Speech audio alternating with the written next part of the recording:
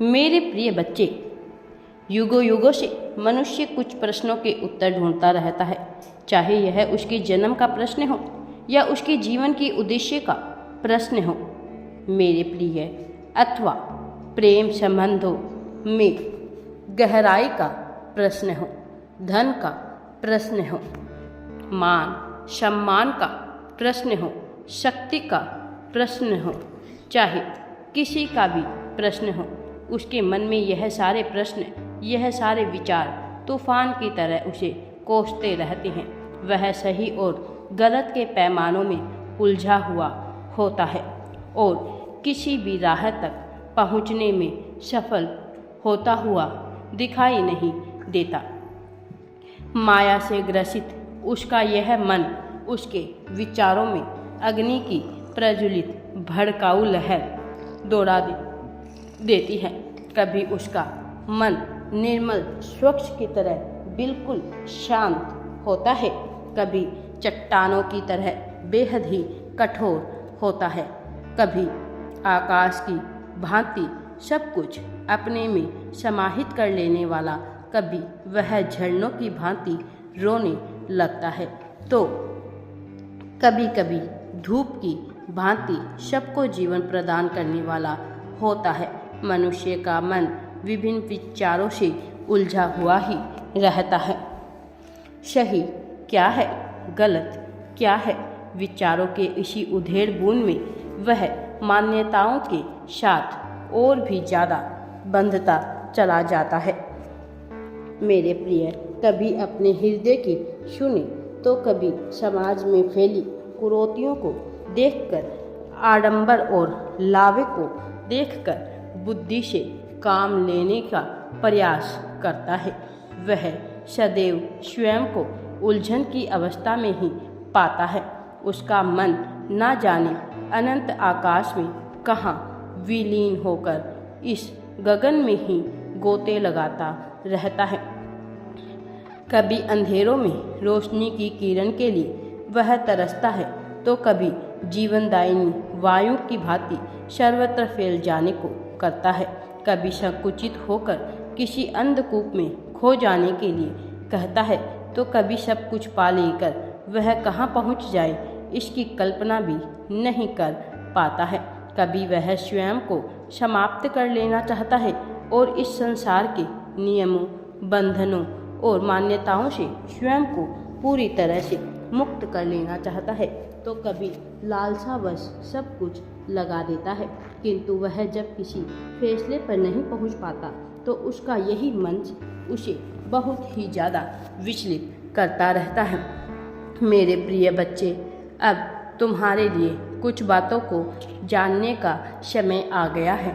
उलझन से स्वयं को जिस तरह से तुमने देखा है, विभिन्न परिस्थितियों में जैसी क्षमता का तुमने विकास किया है, जो निर्मलता तुमने अपने भीतर सब कुछ समय में विकसित की है, वह भी तो किसी कारणवश ही तुम्हारे जीवन में घटित हुई है।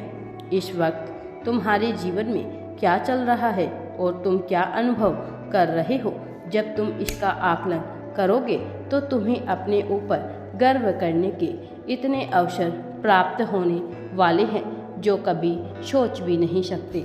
मेरे प्रिय बच्चे, अपने जीवन में ना जाने कितने ही विपरीत परिस्थितियों का तुमने सामना किया है, ना जाने कितनी ही ऐसी स्थिति में तुम स्वयं को फंसा हुआ पाए हो, जहाँ से कोई राह निकलना असंभव सा लगता है। रोशनी तो बहुत दूर की बात है, तुम्हें कुछ भी नज़र नहीं आता मेरे प्रिय बच्चे, लेकिन तुम्हें उस समय घबराने की या चिंता करने की आवश्यकता नहीं है, क्योंकि मैं हरदम तुम्हारे साथ ही रहता हूँ। मेरे प्रिय बच्चे, रोशनी तुम्हें दिखाई देगी जब तुम मुझ पर विश्वास रखते हो। मैंने तुम्हारे मन की व्याकुलता को उसी भांति महसूस किया जिस भांति तुमने उसका अनुभव किया। मेरे प्रिय बच्चे, मैं जानता हूँ बेचैनी से परे, व्याकुलता से परे तुम जिस जीवन की चाहत में अब तक अपना सब कुछ गंवाते आए हो वह तुम्हें अभी हासिल नहीं हुई है। और जब मनुष्य को हासिल कुछ नहीं होता वह जिसके लिए पूरी शिद्दत से कोशिश करता है, जिसको पाने की चाहत उसका अंतिम सपना हो, जब वह हासिल नहीं होता तो मनुष्य के भीतर बेचैनी उत्पन्न होना बड़ी ही स्वाभाविक घटना है। यह स्वाभाविक घटना न केवल तुम्हें विचलित करती है बल्कि संसार में न जाने कितनी ही विपरीत परिस्थितियों को जन्म देती है। मेरे प्रिय बच्चे, मैंने महसूस किया है कि तुम्हारे जीवन के सारे उतार चढ़ाव जो तुमने अनुभव किए हैं उन्होंने तुम्हें बदलने का ही कार्य किया है। वास्तव में तुम्हारे जीवन में सुधार कर तुम्हें बेहतर बनाने का कार्य किया है।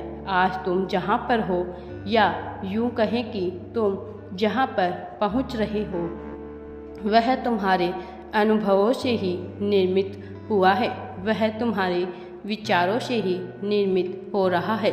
आध्यात्म के मार्ग पर जब तुमने अपना पहला कदम बढ़ाया था तब से ही तुम अपने जीवन के पाप कर्मों को नष्ट कर सटीक दिशा में आगे बढ़ने के लिए बाध्य हो चले थे।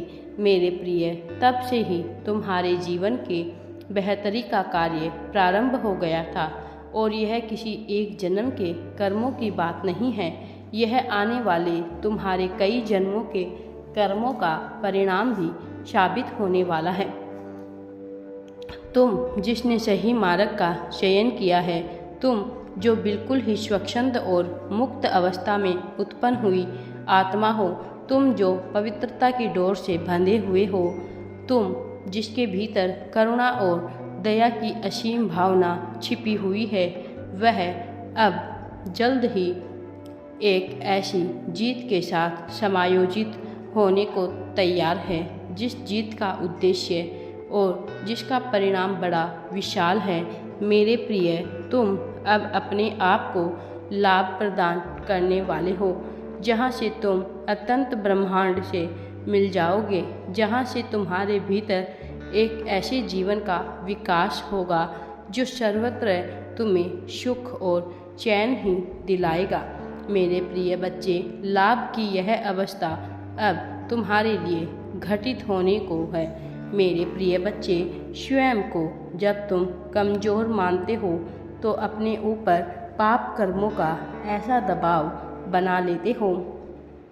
यदि तुम्हें लाभ और आशीर्वाद प्रदान भी किया जाए तो अपने तक पहुंचने से पहले तुम एक आवरण के तहत स्वयं को ढक लेते हो और लाभ की अवस्था में नहीं आ पाते। मैं चाहता हूँ तुम स्वयं को मजबूत बनाओ, खुद को ऐसी परिस्थिति में स्थापित करो जहाँ से तुम्हें लाभ ही लाभ हो।